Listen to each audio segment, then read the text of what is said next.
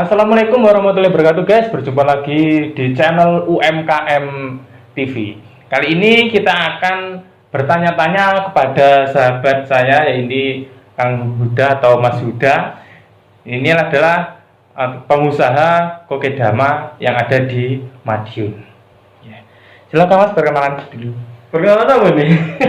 Ya, kenalkan sampean dulu. Ya, teman-teman di rumah serta para pemirsa UMKM TV ya. Iya, UMKM TV. Kenalkan, nama saya Nur Huda. Saya kebetulan punya sedikit usaha nih, ngamen di bidang tanaman hias. Ceritanya kayak gitu. Salah satu produk yang saya buat ini namanya kokedama kan. Kokedama ya.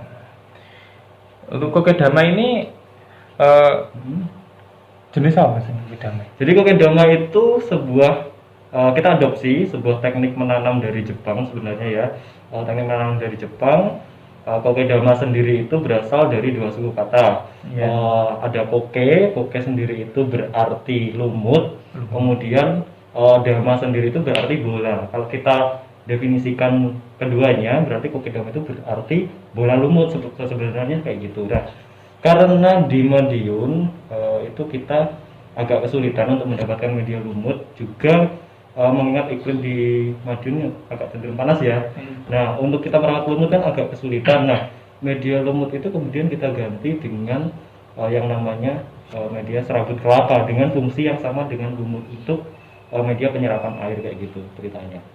Kayak gitu. Terus kita kembangkan konsep kokedama ini, kita perkenalkan ke masyarakat melalui beberapa kegiatan dan juga event kokedama ini, dan alhamdulillah antusias dari masyarakat itu sangat luar biasa kayak gitu. Akhirnya saya memutuskan untuk menggunakan kokedama ini sebagai salah satu produk yang saya geluti atau saya tekuni untuk usaha yang sedang saya jalankan sampai saat ini ya.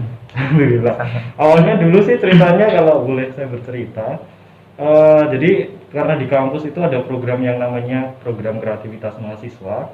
Kemudian saya sama tim itu mengajukan proposal bisnis mahasiswa seperti itu ke Kemenristek Dikti.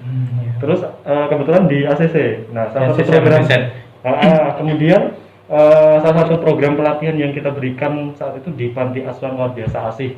Nah, salah satu program pelatihan yang kita berikan itu kita membuat pelatihan pembuatan kokedama seperti ini. Nah, selang program itu selesai, kemudian kok banyak dosen, banyak teman-teman yang udah bekerja di kantor kayak gitu pesan secara manual kayak gitu, secara mandiri ke saya. Akhirnya ya saya pakai aja ini produk, kayaknya potensi sekali buat jadikan ladang bisnis ya. Akhirnya ya itu saya geluti sampai sekarang. Ya. Dulu kuliahnya di mana? Kuliahnya di Universitas PGRI Madiun dulu. Oh, dulu sekarang jadi Sekarang jadi apa ya? Undipma. Sekarang jadi ya, kalau dulu namanya IKIP ya. Oh, IKIP Dulu IKIP, terus ada pelaburan 3 institusi saat itu, kemudian jadi Universitas PGRI Madiun, atau sekarang biasa mungkin teman-teman nyebutnya Unipma ya. Iya gitu. Nah, untuk kokedama sendiri itu tanamannya apa aja yang bisa dibuat untuk kokedama ini? Jadi kalau kita berbicara tentang jenis tanaman, sebenarnya ada banyak sekali ya Kang Amin ya. Ada tanaman yang mungkin spesifikasinya berada di dalam ruangan. Nah, terus ada juga tanaman yang mungkin susah beradaptasi di dalam ruangan, harus di luar. Nah, terus ada juga tanaman yang jenis daunnya tipis-tipis, ada juga yang daunnya tebal-tebal. Nah, kita harus tahu dulu karakteristik di masing-masing jenis tanaman. Sebenarnya kalau dibilang semua jenis tanaman bisa dibuat kokedama ya enggak ya, karena kokedama sendiri kan memang kalau saya membaca di beberapa literatur konsepnya hampir sama bonsai. Jadi media ini itu untuk memperkecil tanaman kayak gitu, tapi tetap ada nilai estetikanya atau nilai keindahannya. Biasanya kalau tanaman-tanaman yang saya gunakan itu tanaman yang mudah dan juga mudah dalam segi perawatannya kayak gitu kan. Terus juga tanaman-tanaman yang mungkin adaptasinya itu lebih mudah kayak gitu. Contohnya kayak jenis tanaman sirih gading itu mudah sekali di dalam maupun di luar. Kemudian ada tanaman sansevieria, tapi juga kadang kayak customer kan memang permintaannya macam-macam, pengen tanaman ini, pengen tanaman itu, ya kita sesuaikan dengan permintaan customer. untuk perawatannya kan banyak yang tanya kalau bulan kayak gini tuh Gimana ngerawatnya ya? merawatnya gimana? Ngocornya apa langsung dari atas gini atau gimana gitu? Banyak yang nggak tahu. Kalau perawatan ya kadang ada beberapa customer yang memang kita kasih tahu ya, karena jenis tanaman itu juga masing-masing perawatan juga kadang beda-beda kan. Ada jenis tanaman yang memang nggak membutuhkan banyak air atau banyak apa ya, yaitu terus contohnya kayak sansevieria itu cukup kita berikan perawatan 1 minggu sekali aja kita siramnya. Kemudian kalau jenis-jenis daun tipis-tipis seperti ini yang mungkin bisa diberikan penyiraman itu 3 hari sekali. Caranya gimana? Caranya, jadi teman-teman yang punya kokedama juga di rumah, caranya bisa teman-teman siram dari atas seperti ini langsung, atau teman-teman bisa direndam medianya ini. Nah, perendamannya itu gimana, waktunya harus berapa lama Kang? Gitu. Perendamannya ya bisa, yang penting ini udah masuk aja airnya.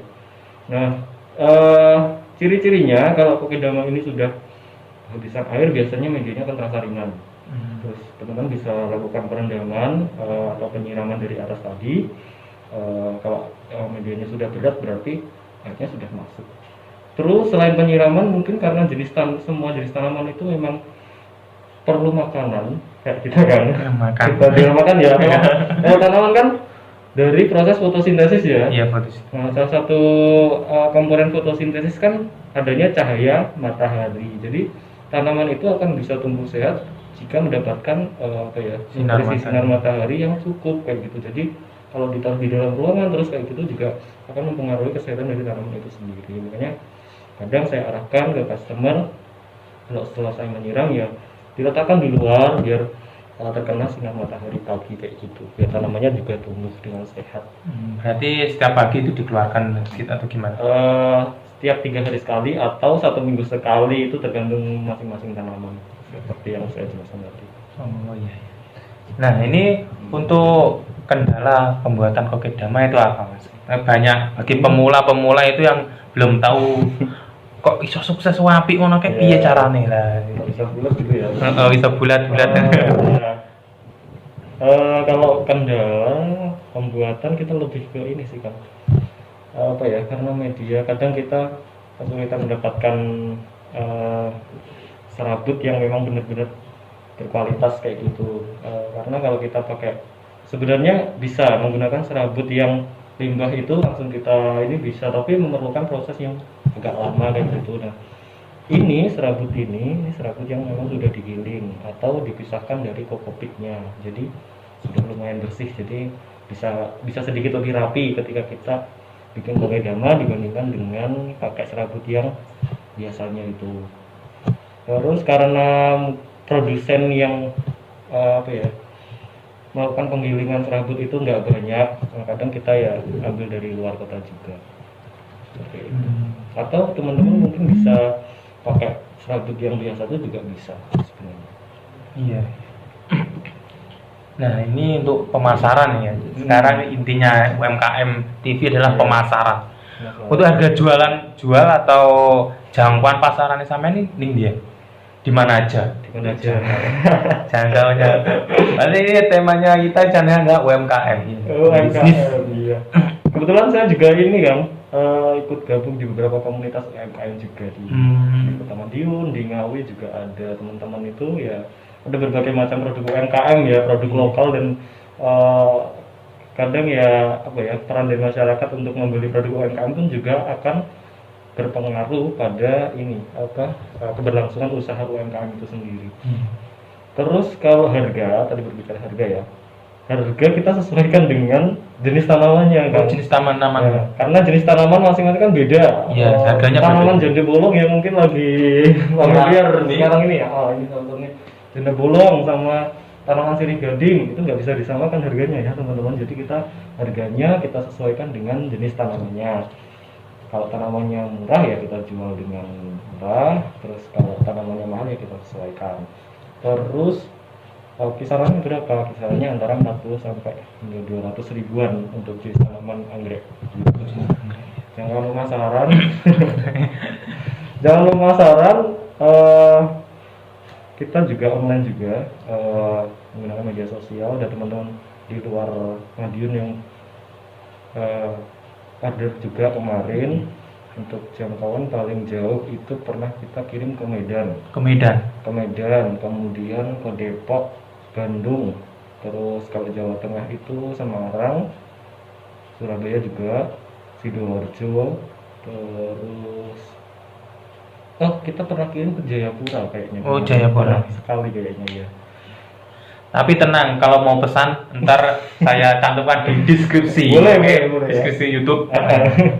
Nah, ini buat anak-anak muda ini. Ya, harapannya kedepannya itu apa? Untuk anak-anak muda yang suka kreativitas kayak gini. Harapan buat anak muda? Iya, anak muda dan pengusaha UMKM, terutama itu perusahaan UMKM. Khususnya di tengah pandemi kayak gini ya kan ya. Yang biasanya kita ada kegiatan event, ada expo kayak gitu khusus dari pemerintah. Kalau dari Kota Madiun sendiri juga sebenarnya sudah memfasilitasi ya, ada beberapa gerai yang disediakan khusus untuk UMKM juga. Terus untuk kegiatan-kegiatan expo ya karena masih pandemi agak sedikit kayak gitu dibandingkan di biasanya kayak gitu. Kalau harapan untuk UMKM sendiri ya teman-teman di tengah keterbatasan pandemi seperti ini bisa tetap berkarya ya, tetap bisa berkarya, kita menjalankan bisnis. Iya kayak gitu untuk teman-teman UMKM juga. Karena memang UMKM ini kalau kemarin pernah saya ikuti beberapa seminar ya, jadi UMKM itu menjadi salah satu pilar nih, jadi salah satu pilar yang mendongkrak perekonomian di Indonesia kayak gitu. Karena apa? Karena basic dari UMKM sendiri itu mandiri teman-teman, jadi nggak terikat dengan orang lain kayak gitu loh, sehingga bisa mandiri, bisa berkarya sendiri, bisa menghasilkan karya dan juga untuk kegiatan ekonomi di masyarakat juga kayak gitu. Kalau harapan untuk teman-teman di rumah, teman-teman pemuda mungkin bisa jadi salah satu apa ya, bisa salah satu inovasi juga mungkin untuk berkarya dengan passionnya masing-masing, karena apa? Karena ketika kita bisa memahami passion diri kita sendiri, kita lebih condong ke bidang seni, saya lebih condong ke bidang mungkin kuliner, atau di bidang musik, di bidang videografi dan lain sebagainya. Bisa kembangkan itu menjadi sebuah ladang usaha buat diri kita, menghasilkan profit juga untuk diri kita nggak terikat dengan orang lain, akan tetapi malah bisa merekrut tenaga kerja. Dan itu salah satu yang diharapkan oleh pemerintah sebenarnya dalam rangka peningkatan kualitas SDM di Indonesia. Gitu. Ya Mas Huda, terima kasih atas ilmunya. Ya sekian guys dari Mas Huda, semoga bermanfaat. Tetap stay di channel UMKM TV. Jangan lupa untuk like, komen, dan subscribe. Oke? Yaudah sekian. Terima kasih Huda. Sama-sama. Sampai berjumpa lagi. Ya, terima kasih.